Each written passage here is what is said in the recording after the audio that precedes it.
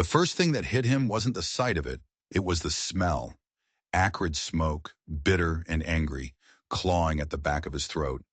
This wasn't the friendly scent of a campfire cooking up bacon and beans. No, this was the smell of disaster, the smell of something precious turned to ash. Sam Hartwell spurred his horse, his knuckles white on the reins, his gut twisting into a cold, hard knot. He'd been a rancher in the Arizona Territory for 20 years, and he knew the scent of trouble better than he knew the lines on his own weathered face. He rounded a granite bluff, and his heart stopped dead in his chest, because what he saw wasn't a campfire. It was a funeral pyre. The covered wagon was a skeleton of scorched wood, its canvas skin burned away to nothing. Two shapes lay in the dust nearby, shapes that had once been people, a man and a woman. Flies were already gathering in the merciless afternoon sun. Sam's hand fell to the worn grip of his Colt, .45, a gesture as natural as breathing. He was 52 years old and he'd buried a wife and more friends than he cared to count. He thought he was past being shocked by the cruelty of this land. He was wrong. He dismounted, the crunch of his boots on the gravel sounding unnaturally loud in the dead quiet. The scene was one of brutal, systematic violence. Belongings were scattered, trunks broken open, sacks of flour slashed and spilled across the dirt like a mocking snowfall. They hadn't just been robbed, they'd been erased. But as his eyes scanned the wreckage, a single jarring detail screamed at him. Something was wrong, terribly wrong. Amidst the chaos of the raid, a small, worn rag doll lay perfectly placed on a rock, untouched by the fire or the looting. It was clean, too clean. It was as if someone had set it there after the fact, a message or a mistake. Then he heard it, a whimper, so faint it was almost stolen by the wind. It came from under the overturned wagon. Sam dropped to one knee, his old joints protesting as he peered into the deep shadows. There, wedged between a broken axle and a splintered crate, was a pair of eyes, huge, green, and filled with a terror that could curdle a man's soul. A little girl, no older than 8. Her hair was a tangled mess of auburn, her calico dress was torn, and her face was streaked with dirt and tears. She was shaking like a leaf in a high wind, her small hands pressed against her mouth to stifle her sobs. Sam's heart, a thing he thought had been hardened to stone by grief and time, cracked right down the middle. "Hey there, little one," he said, his voice softer than he'd used in years. He held out a hand, calloused and scarred, but steady. "You're safe now. I'm not going to hurt you." She flinched, pressing herself deeper into the darkness. Her voice, when it came, was a ragged whisper, a sound that would haunt his dreams for the rest of his days. "Please," she breathed, "don't let them take me." He inched closer, trying to keep his movements slow, non-threatening. "Take you? Who would want to take you?" She looked up at him, her green eyes seeming to pierce right through him, and she whispered 5 words that changed everything. "The man with my mother's eyes." Sam froze. The man with my mother's eyes. What in God's name did that mean? Before he could ask, the girl whose name he would learn was Emma scrambled out from under the wagon. She didn't run to him, though. She ran to the body of the woman, her mother, and collapsed in a heap, her small shoulders shaking with silent, racking sobs. Sam's throat went tight.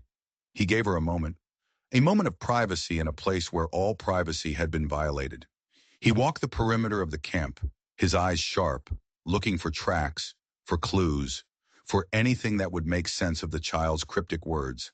He found tracks, all right. 5 riders, shod horses, coming from the north, leaving to the south. They hadn't even bothered to cover their trail. They were confident, arrogant. And then he saw something else. Near the woman's outstretched hand, almost hidden in the dust, was a small, silver locket. He picked it up. It was warm from the sun. He flicked it open. On one side was a tiny faded portrait of the man lying dead a few feet away. On the other side was a man with a black mustache and cold gray eyes. Cruel eyes. Eyes Sam recognized instantly.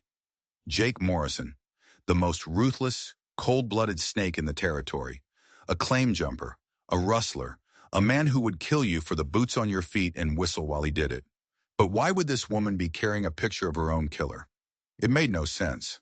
Unless, unless Morrison wasn't a stranger, unless he was family, the thought sent a chill down Sam's spine despite the blistering heat. He pocketed the locket just as the sound of approaching horses echoed through the canyon. Emma shot to her feet, her eyes wide with panic, and scrambled behind Sam's legs, her small hands clutching his leather chaps. 5 riders crested the rise, and leading them was Jake Morrison himself. He rode into the clearing with a swagger, his men fanning out behind him like wolves circling their prey. Morrison's cold gray eyes swept over the scene, the burned wagon, the bodies, Sam, and then they landed on the small girl hiding behind Sam's legs. A slow, predatory smile spread across his face. It was the smile of a man who held all the cards and knew it. "Well, well, Sam Hartwell," Morrison drawled, dismounting with a casual grace. "Didn't figure on seeing you out this far. Find yourself some trouble?" Sam's voice was level, a low rumble of iron. "Looks to me like the trouble found them." Morrison chuckled, a dry, humorless sound. "Tragic business. Heard there was a family passing through. Had some valuable papers with them, or so the story goes. A real shame." His gaze flickered to Emma, and his smile widened. "Word is they had a little girl with them, too. Can't imagine where she'd have got to." The threat hung in the air, thick and heavy as the smoke. Sam shifted his stance slightly, placing himself more firmly between Morrison and the child. "Haven't seen any little girl," Sam said, his voice flat. "Just this tragedy. Was on my way to report it to Sheriff Wheeler." "Now, Sam," Morrison said, taking a step closer, his hand resting on the butt of his pistol. "We both know you're an honest man. Too honest for your own good, some say. But you're smart. Smart enough to know when to walk away from a mess that ain't your own." One of Morrison's men, a hulking brute with a jagged scar down his cheek, spoke up. "Boss, we could just—" Morrison cut him off with a sharp look. "Mr. Hartwell and I are having a civil conversation." Sam felt Emma's grip tighten on his leg. In that moment, something inside him, something that had been dormant since his wife Sarah died, roared to life. This wasn't about a crime scene anymore. This was about this little girl, this orphan. "You know, Morrison," Sam said, his voice taking on a new, dangerous edge. "Funny you should mention papers. This woman," he gestured to Emma's mother, "was carrying something interesting." Sam pulled the locket from his pocket and tossed it in the dust at Morrison's feet. "Looks a lot like you." The smile vanished from Morrison's face. His eyes, now chips of gray ice, bored into Sam. The air crackled with tension. His men shifted, their hands hovering over their guns. Morrison stared at the locket, then back at Sam. A flicker of something. Was it rage or surprise? In his gaze. He hadn't expected this. He hadn't expected a witness, and he certainly hadn't expected a piece of evidence connecting him directly to the victim. He had come back to find the girl, and maybe the papers he'd missed, but now he had a bigger problem. He had Sam Hartwell. "You're a fool, old man," Morrison hissed. "You have no idea what you're stepping into." "I know I'm stepping between you and a child," Sam shot back, his hand now resting openly on his Colt. "And in this territory, that's a side most decent folks are willing to take." Morrison held his gaze for a long, silent moment. Sam could see the calculations churning behind those cold eyes. A shootout now would be messy. There were 5 of them, but Sam was a known quantity, a former ranger with a reputation for being deadly accurate. And more importantly, a gunfight would leave bodies and questions. Questions the sheriff would have to answer. Finally, Morrison seemed to make a decision. He swung back up onto his horse. "This ain't over, Hartwell," he snarled. "That girl saw something, and I will find out what she knows." He looked down at Emma, who was trembling behind Sam. "And what she has." As Morrison and his men rode away, vanishing into the shimmering heat, Sam knelt down. "Emma," he said gently, "it's okay. They're gone." She looked up at him, her eyes swimming with tears. He's my uncle," she whispered, her voice cracking. "My mama's brother. He said he was coming to help us." The world tilted on its axis. This wasn't a robbery. This was a betrayal of the highest order. A man had murdered his own sister. "Why?" Sam asked, his voice rough with emotion. What did you have that he wanted so badly? Emma shook her head, her small body racked with shudders.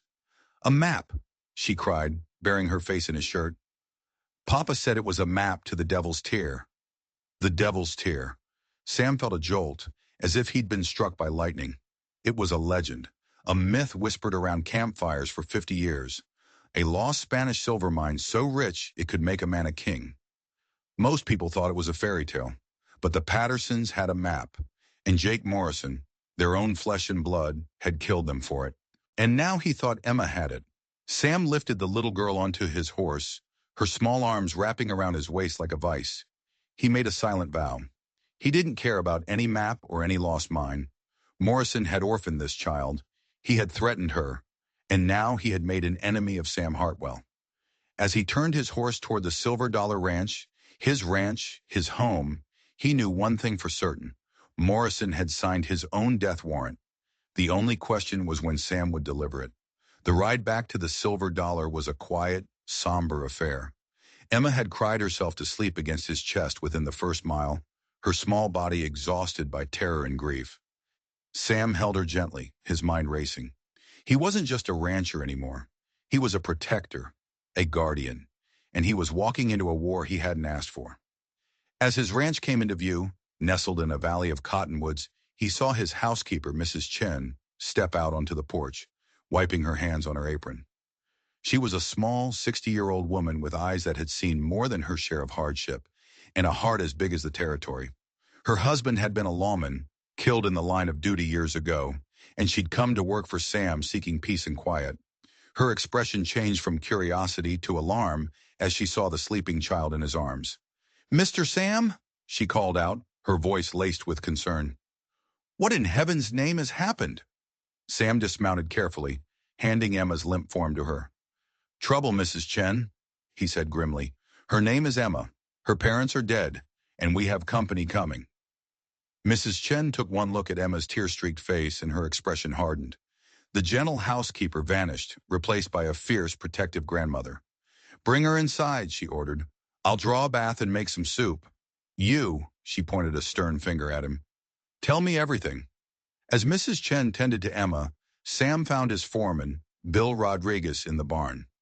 Bill was a man as solid and dependable as the mountains themselves. Sam laid out the whole story: the wagon, Morrison, the locket, the little girl who was now sleeping in his late wife's sewing room. Bill listened without interruption, his face growing darker with every word.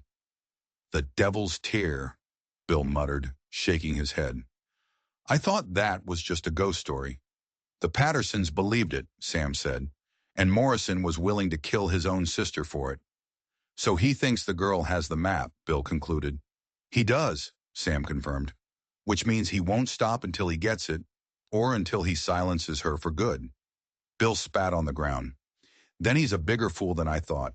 He knows taking on the Silver Dollar means taking on every decent man in this county." "You're respected, Sam." "Respect doesn't stop a bullet," Sam said wearily. "Bill, I need you to ride out. Talk to the hands. Tell them the situation. Double the watch tonight. I want eyes on every approach to this ranch. No one gets in or out without me knowing." As Bill hurried off to rally the men, Sam walked back to the house. The smell of chicken soup now filled the air, a comforting aroma that warred with the tension coiling in his gut. He stood on the porch, watching the sunset, painting the sky in fiery strokes of orange and purple. This was his home. He had built it with his own two hands, next to the woman he loved. After Sarah had passed, it had just been a place, a collection of buildings filled with memories. But now, with a little girl sleeping inside, it felt like a home again, a fortress, a sanctuary he would defend with his last breath. He went inside. Mrs. Chen was sitting by the bed in the sewing room, humming a soft tune. Emma was tucked in, her face scrubbed clean, wearing one of Mrs. Chen's old nightgowns. She was still asleep, but her brow was furrowed, her small hands clutching the sheets. Even in dreams, the monsters were chasing her. Sam watched her for a long moment, a fierce primal wave of protectiveness washing over him. He made a decision that would change his life and hers forever. Mrs. Chen, he said softly, tomorrow I'm riding into town. I'm going to see Judge Harrison. Mrs. Chen looked up, her dark eyes knowing. For what, Mr. Sam? I'm going to adopt her, he said, the words feeling more right than anything he'd said in 5 years. I'm going to make her Emma Hartwell. I'm going to give her my name, my protection, my home. I promised her no one would take her away, and I'll see Morrison in hell before I break that promise. Mrs. Chen smiled, a rare, beautiful thing. Your wife Sarah would be very proud of you tonight, Mr. Sam. As darkness fell over the silver dollar, a new kind of quiet settled in. It wasn't the empty quiet of loneliness Sam had grown used to. It was the quiet of a castle preparing for a siege. The quiet of a father watching over his sleeping daughter. But as he sat in his worn leather armchair, a shotgun across his lap, he couldn't shake a chilling thought. Morrison wasn't a man who played by the rules. He wouldn't wait for the law. He would come under the cover of darkness. And Sam knew, with a certainty that made the hairs on his arms stand up, that the fight for Emma's life had already begun. He just didn't know it was already inside his house. Because as he sat vigil in the spare room, Emma stirred. She wasn't having a nightmare. She was waking up. And her small hand reached for the one thing she had left in the world. Her old, battered rag doll. The one Sam had found sitting so strangely on that rock. With fumbling fingers, she found a loose seam at the doll's back. A seam her mother had stitched with a special kind of knot. She pulled it open. And inside, nestled in the cotton stuffing, wasn't a map. It was a single, intricately folded piece of paper. A letter. And as Emma held it in the moonlight streaming through the window, she could make out the first two words her mother had written. Dear Sam. The next morning, dawn broke cold and clear. Sam hadn't slept. He'd spent the night listening to the sounds of the ranch. Every rustle of leaves, every coyote howl, sending a jolt through his system. But the night had passed without incident. Morrison hadn't come. It didn't make Sam feel better. It made him feel worse. A patient predator is the most dangerous kind. He found Emma in the kitchen with Mrs. Chen, quietly eating a bowl of oatmeal. She looked up at him with those big green eyes, and for the first time, he saw something other than fear in them. He saw a question. Morning, sweetheart, he said, forcing a smile. Sleep well? She nodded, but didn't speak. He turned to Mrs. Chen. I'm heading into Tombstone. I'll be back before sundown. Emma's spoon clattered into her bowl. You're leaving, she whispered, the fear flooding back into her face. Sam knelt beside her chair. Just for a few hours. I have to go see some men about making it official, making you a Hartwell. I promise I will be back. He put every ounce of conviction he had into his voice. I will always come back to you. She seemed to search his face, then gave a small, hesitant nod. The ride to Tombstone was tense. Sam felt 1,000 eyes on his back. Every shadow seemed to hold a threat. The town was its usual chaotic self, a mix of honest miners and scheming drifters. His first stop was Sheriff Tom Wheeler's office. Wheeler was a good man, but overworked and under-resourced. Sam laid out the story, leaving out the legend of the Devil's Tear for now. He focused on the facts. The murders, Morrison's presence, the threat to the child. Wheeler listened, his face grim. Morrison, he sighed, rubbing his temples. I've been trying to pin something solid on that snake for years. He's slippery, always has an alibi. He left a witness this time, Sam said. An 8-year-old girl? Wheeler shook his head. A good lawyer would tear her testimony apart, and Morrison has the best lawyers money can buy. He's got influence, Sam. People are afraid of him. A cold fury began to burn in Sam's chest. So you're saying you can't do anything? I'm saying we need to be smart, Wheeler corrected him. You mentioned adoption. That's the best first step. Let's go see Judge Harrison. A guardianship order from him carries more weight than a dozen deputies. Judge Harrison was a man carved from the same moral granite as Sam. He listened to the story, his sharp blue eyes missing nothing. When Sam was done, the judge steepled his fingers. Adoption takes months, he said, but temporary guardianship that I can grant immediately. It will make you her legal protector. Anyone, including a blood relative like Morrison, would need a court order to take her from you. An order they'd have to get through me. Relief washed over Sam. How fast? This afternoon, the judge declared, and I'll issue a restraining order. Morrison and his men are to stay 5 miles away from your ranch and the girl. If they violate it, Tom, he looked at the sheriff, you'll have grounds to arrest them on the spot. As they filled out the paperwork, Sam felt a flicker of hope. This was the law. This was civilization pushing back against the savagery that had orphaned Emma. By 3 o'clock, the papers were signed, sealed, and official. Emma was, for all intents and purposes, his daughter. Tucked in his pocket, the document felt heavier than a bar of gold. He rode back to the silver dollar with a renewed sense of purpose. As he crested the final hill, he saw Emma in the garden with Mrs. Chen. The moment she saw him, she dropped the watering can and ran towards him, a real, genuine smile lighting up her face. He swung down from his horse and caught her in a hug, lifting her off the ground. It's done, he said, his voice thick with emotion. It's all official. You're home, Emma. For good. Tears welled in her eyes, but this time, they were tears of joy. Forever, she whispered. Forever and always, he promised. That night, for the first time, the house felt truly peaceful. Emma chattered through dinner, telling him about the flowers she'd planted and the cat that lived in the barn. For a few hours, they were just a family. But after Mrs. Chen had tucked her into bed, Emma called him back. She was sitting up, clutching that old rag doll to her chest. Papa? She said, testing the new word.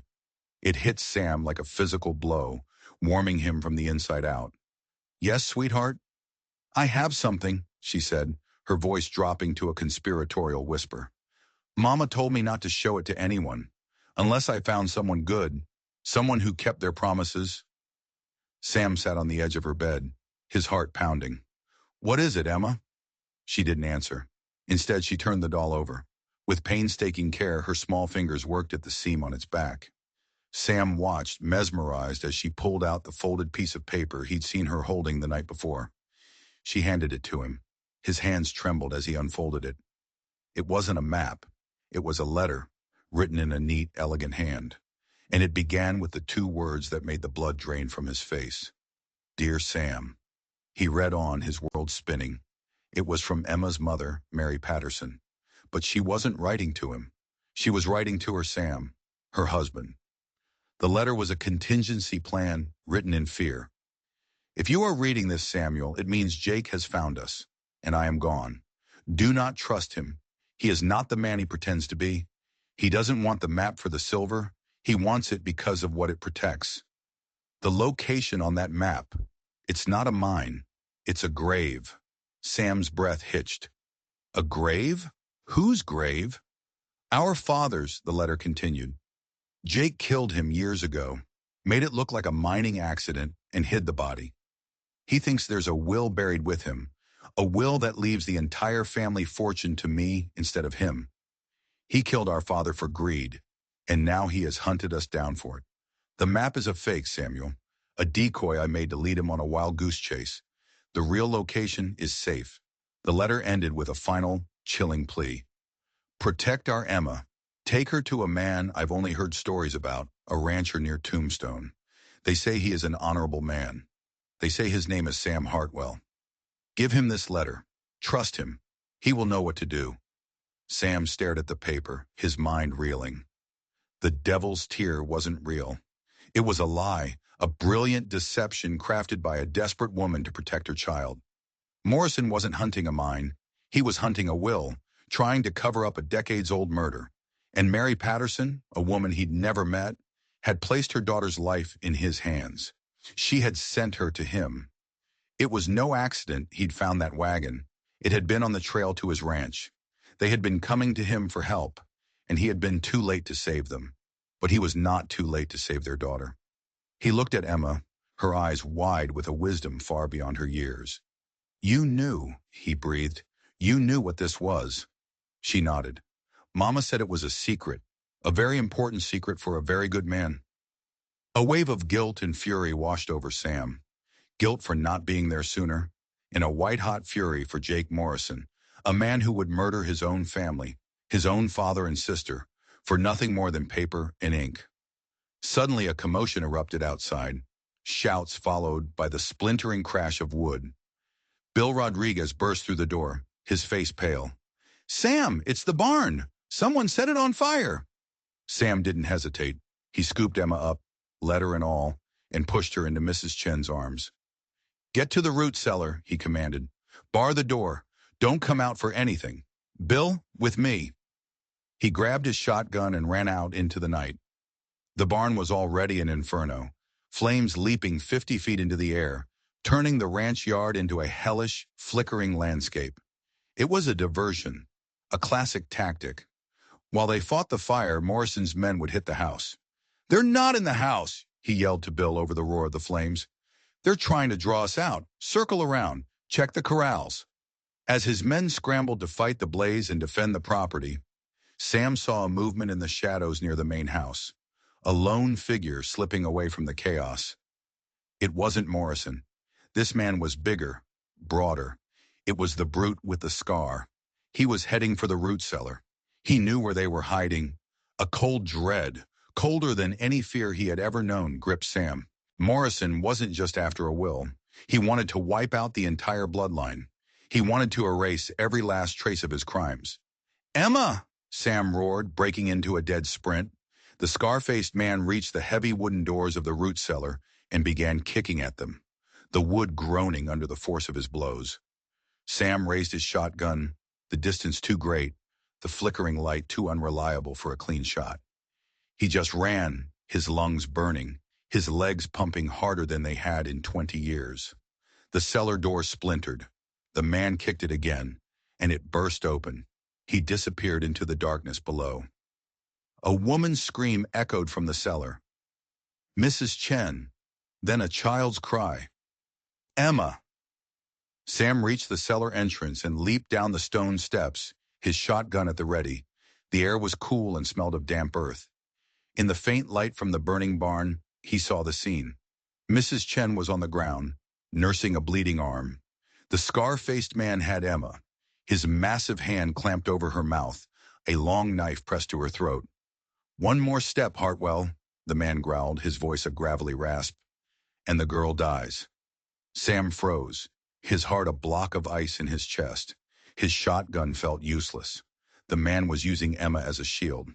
"Let her go," Sam said, his voice dangerously calm. "This is between Morrison and me." The man laughed, a sickening, ugly sound. Morrison ain't the boss anymore." "What?" Sam's mind struggled to process the words. "He got too sloppy," the man sneered, dragging Emma back toward the steps. "Too obsessed with this girl, this letter. He sent me to get her, but I've got my own plans now. The will ain't the only thing worth money. A rich rancher's daughter. She'd fetch a handsome ransom." This was a betrayal, a mutiny. The man wasn't following orders. He was freelancing, and he was far more unpredictable, more desperate than Morrison. "You'll never get away," Sam said, taking a half step forward. "Stay back," the man yelled, pressing the knife harder against Emma's skin. A thin line of red appeared on her neck. Emma whimpered, her eyes screwed shut in terror. Sam's world narrowed to that single gleaming point of steel. He was trapped. Any move he made would get her killed. He was going to fail. He was going to lose another family. And then from the darkest corner of the cellar, a voice spoke, low and steady. "Drop the knife." Everyone turned. Standing there, half hidden behind a stack of barrels, was Bill Rodriguez. He hadn't followed Sam's orders to circle around. He had anticipated this, and he was holding a cocked Winchester rifle, its barrel aimed squarely at the scar-faced man's chest. The man was caught between them, a stalemate. His eyes darted from Sam to Bill, sweat beading on his forehead. "You shoot me, I kill the girl," he screamed, his voice cracking with panic. "Maybe," Bill said, his voice as calm as a summer morning, "but you're still a dead man." The man's grip on Emma tightened. Sam could see the desperation in his eyes. He was a cornered animal, ready to do anything. Time seemed to slow down. The roar of the fire outside, the smell of smoke, the glint of the knife, the impossible choice. Sam saw Emma's eyes flutter open. They met his. In them, he saw not just terror, but trust, a belief that he would keep his promise, that he would not let them take her away. It was a trust that gave him an insane, desperate idea. He looked at Emma and gave a single, almost imperceptible nod. He had spent hours talking with her, telling her stories of his time as a ranger, stories about survival, stories about never giving up. He prayed she had been listening. "Now," Sam said, his voice a command. Emma reacted instantly. She stomped down, hard, with her little boot on the man's instep. At the same time, she bit down on the fleshy part of his hand that was covering her mouth.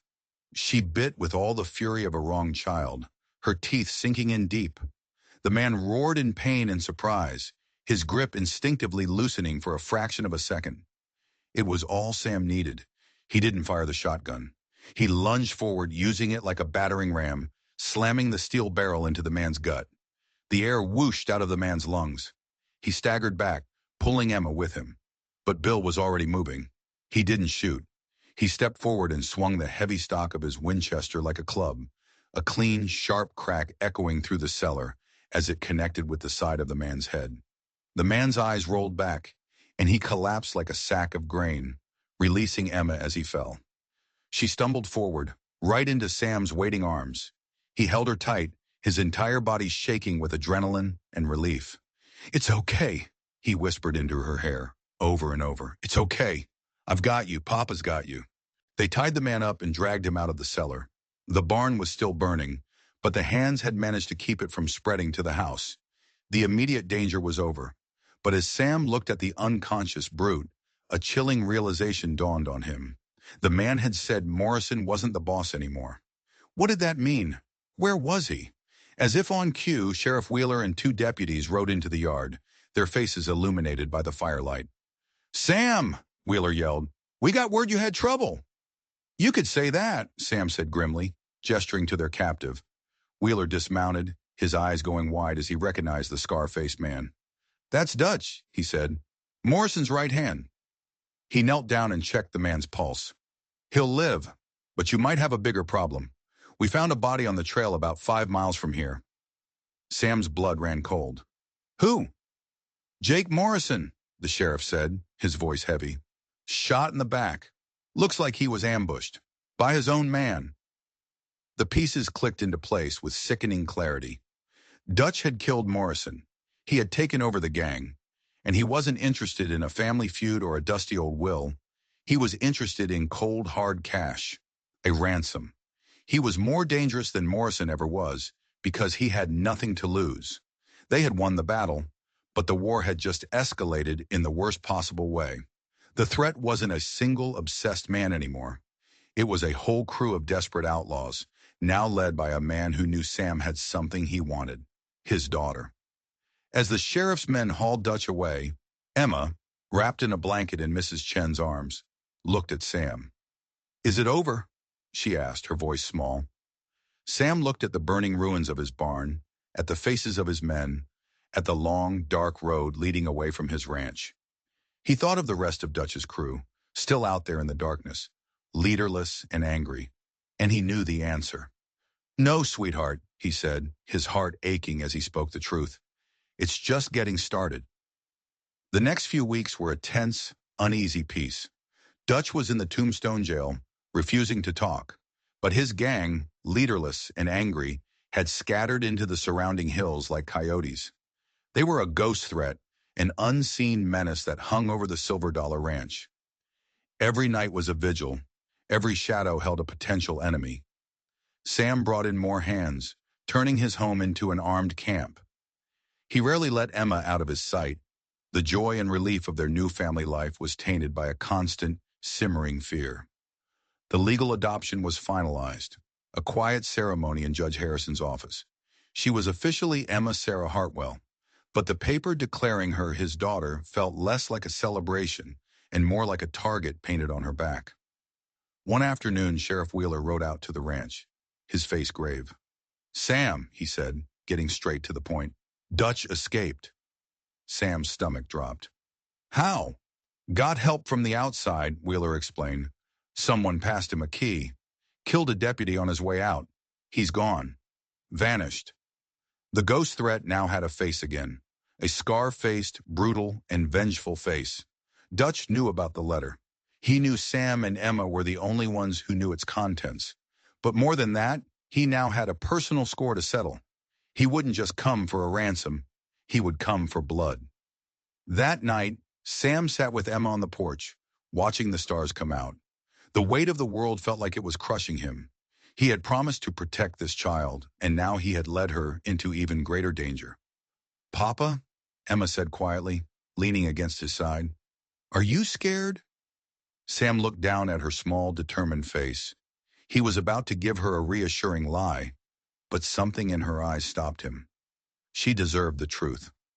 "Yes," he admitted, his voice hoarse. "I am." "Me too," she confessed. "But Mama always said, being brave doesn't mean you're not scared. It means you do what's right, even when you are." She reached into her pocket and pulled out the letter from her mother. It was worn and creased from being read and reread. "She told me this letter was for a good man," Emma said, handing it to him, "and that he would know what to do." "What do we do, Papa?" Sam held the letter, the words of a dead woman he'd never met. "The map is a fake, a decoy I made to lead him on a wild goose chase." An idea began to form in his mind. A wild, dangerous, and possibly stupid idea. A goose chase. Mary Patterson had created a lie to protect her daughter. Maybe, just maybe, that same lie could be used to end this once and for all. "I think," Sam said slowly, his voice gaining strength, "it's time we went on a treasure hunt." The plan was simple and insane. Sam sent one of his most trusted ranch hands, a young man known for his loose tongue after a few drinks, into town. The man went to the saloon, bought a round for the house, and started talking.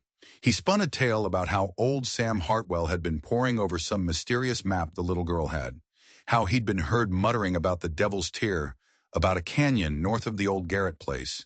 He made sure to talk loud enough for the shadier elements in the saloon to overhear. It was bait, a carefully crafted piece of disinformation designed to reach Dutch's ears. He was banking on Dutch's greed being stronger than his caution. Next, Sam, Bill, and a small group of his best men rode out, not to the canyon the ranch hand had mentioned, but to a different one, a place called Widow's Chasm. It was a maze of rock and shadow, a natural fortress with only one way in and one way out. They didn't take Emma. She stayed behind at the ranch with Mrs. Chen and a dozen armed guards. This was not a job for a child. This was a job for men who knew how to fight. They found a high ledge overlooking the narrow entrance to the chasm, and they settled in to wait. It was a gamble. If Dutch didn't take the bait, or if he sent his men somewhere else, the plan would fail. They waited for 2 days. The sun beat down on them. The nights were cold. Doubts began to creep in. On the morning of the third day, they saw dust on the horizon. A group of riders, maybe 10 or 12, heading straight for the canyon Sam had broadcasted in town. But they weren't the main party. They were a diversion. An hour later, a second, smaller group appeared. 4 riders moving cautiously towards their position at Widow's Chasm. And leading them, his scarred face twisted in a triumphant sneer, was Dutch. He'd taken the bait, but he was smarter than Sam had given him credit for. He'd sent the main group on the wild goose chase, while he and his most trusted men went for the real prize. The problem was, he thought he was the one setting the trap. He thought Sam would be in the other canyon, digging for treasure. He had no idea he was riding directly into an ambush. They let Dutch and his 3 men ride deep into the narrow chasm before they made their move. Bill triggered a small controlled rock slide, sealing the entrance behind them. They were trapped. "Dutch!" Sam's voice boomed from the cliffs above, echoing off the canyon walls. "Nowhere left to run!" Dutch and his men wheeled their horses around, their faces a mixture of confusion and panic. They looked up and saw them, Sam, Bill, and 5 other men, rifles aimed down at them. They were fish in a barrel. "Hartwell!" Dutch screamed, his voice raw with fury. "You tricked me." "You made it easy," Sam called back. "Now throw down your weapons. It's over." For a moment, it looked like they would surrender. But then Sam saw the look in Dutch's eyes. It was the look of a cornered rat, a rabid animal with nothing left to lose. He wasn't going to jail again. "Never!" Dutch roared, raising his pistol and firing wildly up at the cliffs. That's when all hell broke loose. The canyon erupted in a deafening roar of gunfire. It was a short, brutal, and one-sided fight. Dutch's men were exposed, with no cover. They were cut down in a hail of lead within seconds. But Dutch was still standing. He'd thrown himself behind his horse, using it for cover. He fired again, and one of Sam's men cried out, clutching his shoulder. Sam took aim, the front sight of his Winchester centering on Dutch's chest. He had him. He could end it. But he hesitated. Killing a man in a fair fight was one thing. Executing him like this. But then he saw Emma's face in his mind. He saw the line of red on her neck from Dutch's knife, and the hesitation vanished. This wasn't an execution. This was justice. Before he could pull the trigger, Bill let out a warning shout. "Sam, look out!" One of Dutch's men wasn't dead. He was lying wounded on the ground, but he had managed to raise his pistol, aiming it not at the men on the cliff, but at the rock slide blocking the entrance. He fired once, twice. His bullet struck a precariously balanced boulder, a keystone in the rock slide. With a deep groan, the pile of rocks began to shift. The entrance was clearing. Dutch saw his chance. He shot his own wounded man without a second thought, leaped onto a horse, and spurted toward the collapsing rock slide. He was going to escape. "No!" Sam roared. He didn't have a clear shot. He did the only thing he could. He holstered his rifle and, using the steep, rocky cliff face, began to run and slide his way down into the chasm. It was a 50-foot drop, a reckless, suicidal move. He hit the bottom hard, pain shooting up his leg, but he was on his feet in an instant. Dutch was almost at the opening. Sam drew his Colt, took a deep breath, and fired. The shot echoed like a thunderclap. Dutch cried out, his body jerking in the saddle, but he didn't fall. He cleared the opening and disappeared. Bill and the others scrambled down after him. "He's hit," Bill said, examining the trail. "Losing a lot of blood. He won't get far." They mounted up and gave chase. They found him a mile later, slumped against a mesquite tree, his horse grazing peacefully nearby. The front of his shirt was soaked in blood. He was alive, but barely. He looked up as Sam approached, a bloody, defiant grin on his face. You still lose, Hartwell," he rasped, coughing up blood. "My men, they're still out there. They'll never stop hunting her." "They're scattered," Sam said, his pistol still aimed at Dutch's heart. "Without you, they're nothing." Dutch laughed, a wet, gurgling sound. "You think I was the only one who wanted the ransom? I sent a letter to a man in Tucson, a very powerful, very patient man. If he doesn't hear from me, he comes looking. He'll find the girl, and he'll be much worse than me." With a final rattling sigh, Dutch's head lolled to the side. He was dead, but his final words were a poison arrow, shot from beyond the grave. This wasn't over. He had created yet another enemy, a nameless, faceless threat lurking in the future. But as Sam stood there under the vast, indifferent Arizona sky, he didn't feel fear. He felt a strange sense of calm. Let them come. Let them all come. He had faced down murderers and monsters. He had walked through fire and fought in canyons of death. He had done it all for one reason, for the little girl who called him Papa. The world was a dangerous place, filled with men like Morrison and Dutch. But the Silver Dollar Ranch was a fortress, and at its heart stood a family, forged in tragedy and tempered in violence. A family that would stand against any storm. He rode back to the ranch, weary to his bones, but with a straight back. He saw Emma on the porch, waiting for him. When she saw him, she ran. She didn't stop until she was in his arms. "You came back," she whispered into his chest. "You promised." He held her close, the setting sun warming his face. "I'll always come back to you, Emma Sarah Hartwell," he said, his voice thick with a love so fierce it could move mountains. Always. He had found a little girl hiding from monsters, and in saving her, he had finally, after all these years, found his way back home. The ghosts of the past were gone. The threats of the future could wait. For now, there was only this: a father, a daughter, and a promise kept. If you enjoyed this story and you believe in the power of a promise, then do me a favor. Hit that like button and don't forget to subscribe for more tales from the dusty trails of the Old West. And let me know in the comments below, what's the most important promise you've ever kept?